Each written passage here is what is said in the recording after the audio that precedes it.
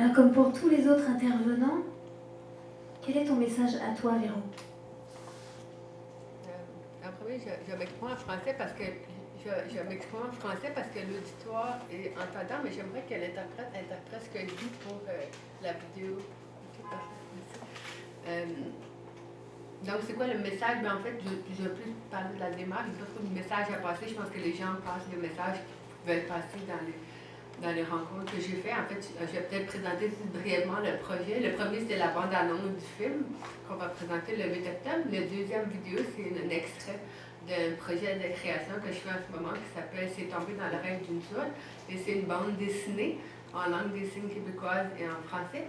Et pour marquer la distinction, parce que les gens me disent, ben, c'est une BD, c'est du papier, c'est pas une BD, ça c'est. Donc j'appelle ça une bande dessinée, donc c'est une BD en langue des signes. Il y a quelques codes de la BD qui ne peuvent pas s'appliquer, par exemple, aux langues des signes. Je pense, par exemple, à une image où on voit les deux personnages dans une BD, sont très très loin, deux petits picots, puis là on voit la bulle de texte. Alors, même si les personnages sont vraiment loin, le texte, lui, est accessible au lecteur. Mais si on transpose ça en langue des signes, si on met en langue des signes deux petits picots au fond du carré là, qui signent, on ne verra rien, on verra à peine que les deux petits picots bougent. Donc, linguistiquement, la langue des signes, elle demande des codes du cinéma.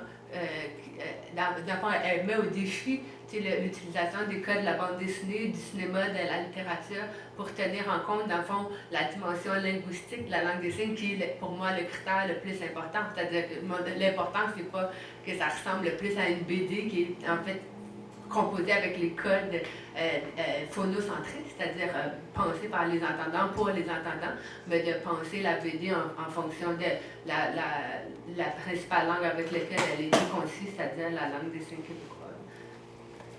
Il y a 3 ans, j'ai commencé un peu ce processus-là et du coup, j'ai fait un petit zine qui s'appelait C'est tombé dans l'oreille d'une sourde, mais je l'ai fait uniquement en français, avec un dessin assez naïf, dans lequel je relatais des anecdotes quand j'étais jeune. Par exemple, le fait que mes parents ont essayé de guérir ma surdité avec de l'eau bénite. Donc, même aujourd'hui encore, il y a des pratiques. Et mes parents, c'est monsieur, madame, tout le monde, c'est pas du tout des gens arriérés. Au contraire, je l'ai reçu profondément reconnaissante pour beaucoup de choses qu'ils m'ont donné, mais n'empêche qu'il y avait des pratiques qu'on peut remettre en question. C'est comme si des parents essayaient de javeliser leur enfant noir. C'est des choses quand on met dans une perspective politique, ça fait pas de sens. Donc, je racontais ces histoires-là et je les distribuais comme un zine. Et, une personne seule m'a dit, mais je comprends pas, c'est écrit en français. Là, ça allait comme processer pas mal écrit en français. Et là, avec le temps, j'ai réalisé la langue des signes québécoise, c'est une langue à part entière. Donc, c'est comme si j'avais écrit finalement un zine en anglais sur l'histoire des francophones au Québec. C'est quelque chose d'un peu incompatible. Ça ne se tient pas la route politiquement. Donc, si je voulais aborder la question de la sourditude, donc le fait de vivre comme personne sourde, bien, il me fallait aussi l'aborder à travers la langue des signes québécoise. Donc, j'ai appris la LSQ il y a 3 ans. Et c'est comme ça que j'en suis venue à faire. En fait, c'est mon projet de doctorat. Je fais une recherche, création en communication. Et ça, c'est un des volets de ma thèse, en fait.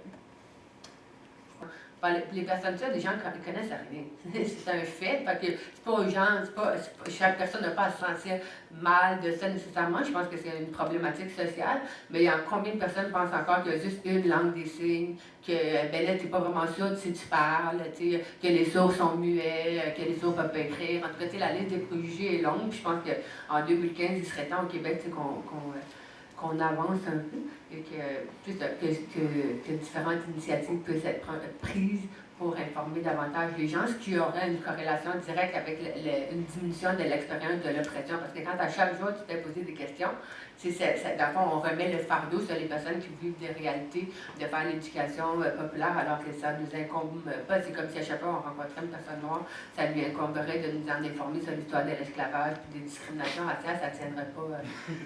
En bref, il est temps d'allumer. En bref, il serait temps d'allumer.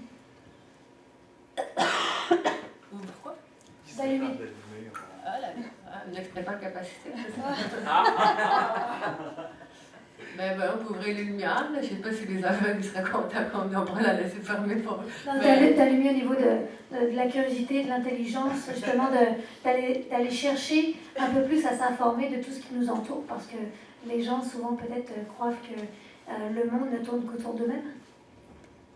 Oui, c'est ça. Mais en fait, j'utilise la stratégie qui s'appelle justement l'humour pour remettre en lumière le fait que notre langage est très capacitiste, qu'on utilise énormément d'expressions qui utilisent des capacités corporelles comme étant symbole de progrès ou d'action, c'est-à-dire être dans le noir, tout ça, ça veut dire être perdu, mettre en lumière quelque chose, ça veut dire comprendre, faire un pas de l'avant, ou prêter une oreille attentive, ça veut dire attendre, faire la sorte d'oreille, ça veut dire ne pas écouter. Donc notre langage est plein d'expressions capacités. C'est pour ça que je voulais mettre en lumière votre expression de mettre en lumière.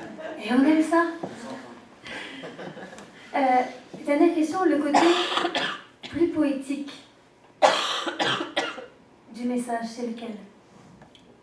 La partie plus poétique, le thème, c'est quand même poésie et politique. Ah, ok, bon, je ne savais pas. Poésie et politique. Mais je pense que la dimension poétique, pour moi, c'est la dimension artistique, en fait, qui permet aux gens, dans le fond, de recevoir cette bande dessinée dans une posture à la fois esthétique et politique. C'est-à-dire, l'objectif, c'est pas un pamphlet.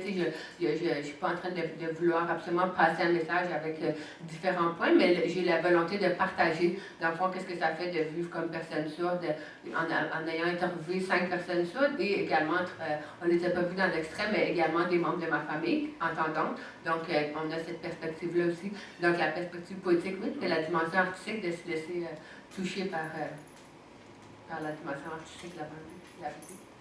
Merci, Véro.